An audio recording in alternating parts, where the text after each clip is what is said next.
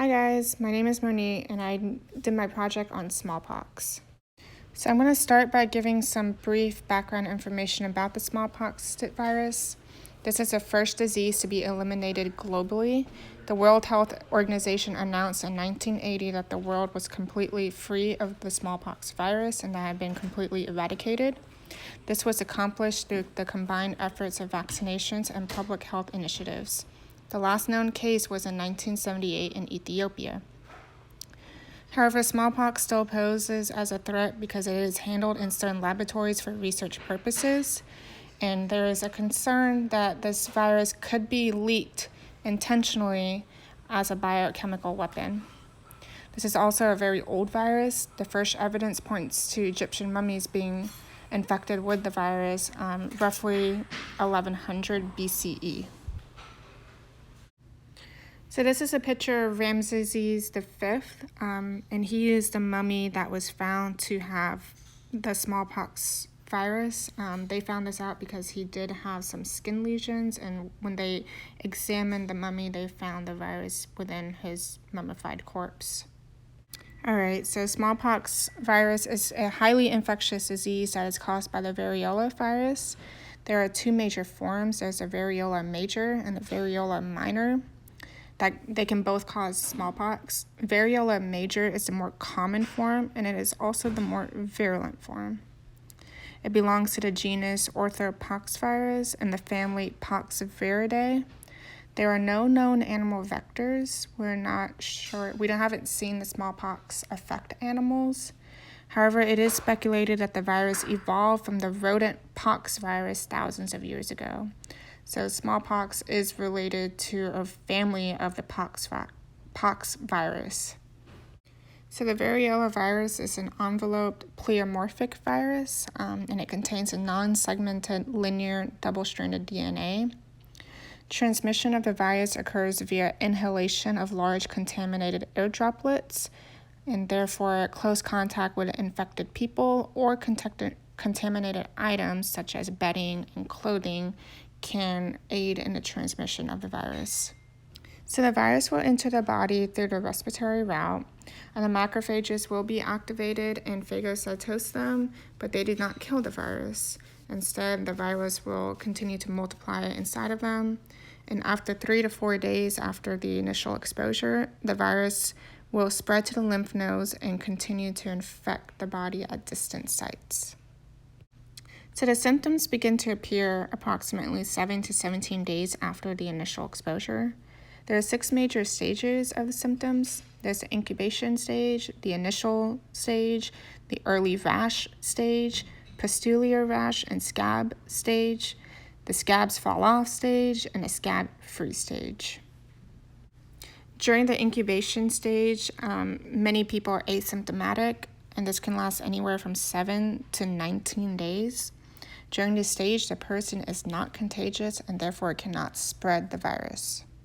During the initial symptom stage, the most common symptoms are fever, headache, myalgia, and vomiting.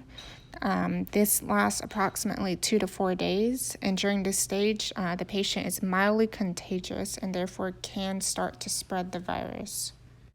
During the early rash stage, rashes begin to appear on the tongue and mouth. The rash will then turn into open sores, and the sores will continue to spread the virus around the body. Within 24 hours of the rash appearing in the mouth, it will spread all over the body. And the sores are also filled with an opaque liquid, which helps aid in the spread of the virus. The patient is most contagious during this stage, and this stage kind of gives the most characteristic symptoms of smallpox, in which the entire body is covered in these sores. An important note about the rash that smallpox causes, and this is what Dr. Johnstone hinted at in an earlier lecture, is that all of the rashes are in the same stages. So you don't have some open sores and some rashes that are just beginning to form. Everything is going to occur in the same stage. So the next stage is the pustular rash and scab stage. And in this stage, the sores will turn into pustulars, which are raised, round, and firm bumps on the skin. This is another very characteristic symptoms of smallpox. And if you were to Google smallpox, almost every patient you would see a picture of is in the pustular rash stage. The patient is still contagious at this point, and the stage will last roughly around 10 days. Eventually, everything will turn into scabs. And the last stage is a scab-free stage. During this stage, scabs will begin to fall off the body and leave behind markings on skin. It is common for smallpox patients to have kind of like scars left over from their rashes, and that will stick with them for the rest of their lives. Some patients can also have other complications, such as blindness, that can also leave them scarred for life. This stage lasts roughly 6 days, and it will occur roughly 3 weeks after the rash first appears. So the top picture shows the progression of the rashes. You can see that the rash will start and it becomes bigger, and it gets kind of like, if you look on the 7th day, it becomes filled with that opaque liquid.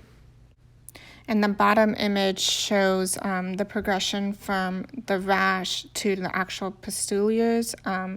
The next image I'm going to show you kind of gives you a better idea of this progression. All right, so this is an iconic photograph taken in the early 1900s. So the background context of this picture shows 2 boys. The boy on the left was infected with smallpox, and the boy on the right was vaccinated against smallpox.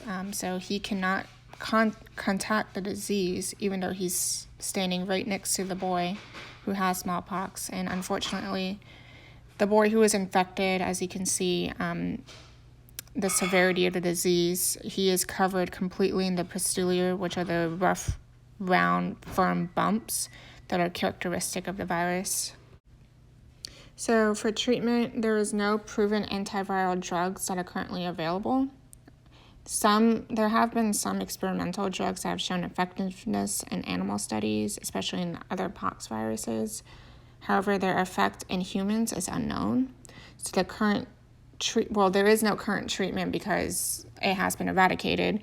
But if a person was to be infected, or what they would have done back in the 50s and 60s, is mainly supportive care, which involves isolation and quarantine, and just providing treatment for their symptoms to relieve the patient of their symptoms.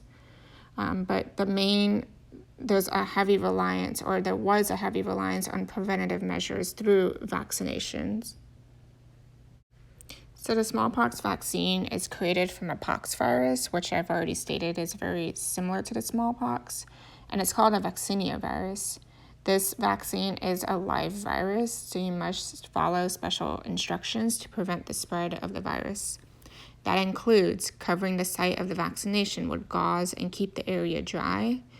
Do not touch the inside of the gauze, which can then, it was directly in contact with the vaccination site, so you can spread it to your fingers, which then will spread to whatever you touch. You need to change the gauze every 3 days, and put any laundry that comes into contact with the vaccination site in a separate laundry basket and wash very thoroughly. The vaccine provides protection lasting up to 5 years. After that, a booster shot is needed. It is shown to be 95% effective, and the worldwide eradication occurred through this vaccine, so it was very effective. However, people can suffer mild side effects such as muscle aches and soreness around the site of vaccinations.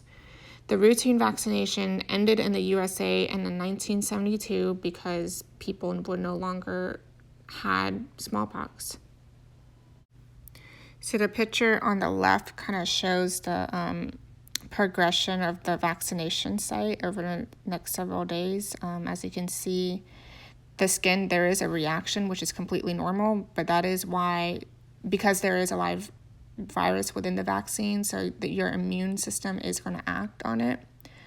However, this is why you follow those safety measures that I just outlined in the previous slide to protect yourself and to protect the spread of the virus.